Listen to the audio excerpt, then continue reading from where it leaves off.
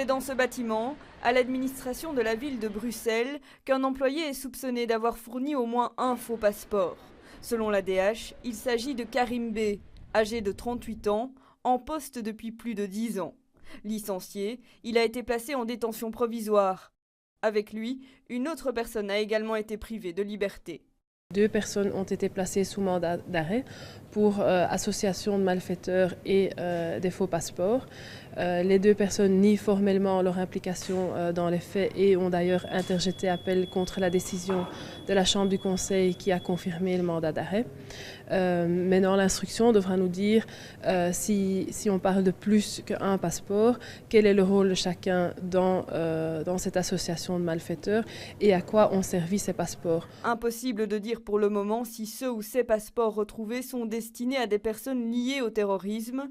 Du côté de la ville, on compte en tout cas faire davantage de contrôles. La ville a pris un certain nombre d'attitudes de contrôle et d'exigence dans le cadre de documents sensibles que tout le monde peut comprendre dans la période actuelle, donc tous ces documents d'identité.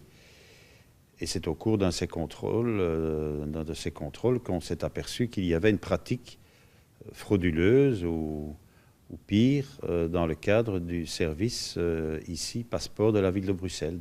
Nous allons renforcer les contrôles d'une part, nous allons revoir la procédure et nous allons voir avec les ministres fédéraux ce qu'il en est au niveau de la procédure générale de l'attribution des passeports.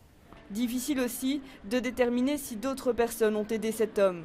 Selon nos sources, une employée fait également l'objet d'une enquête.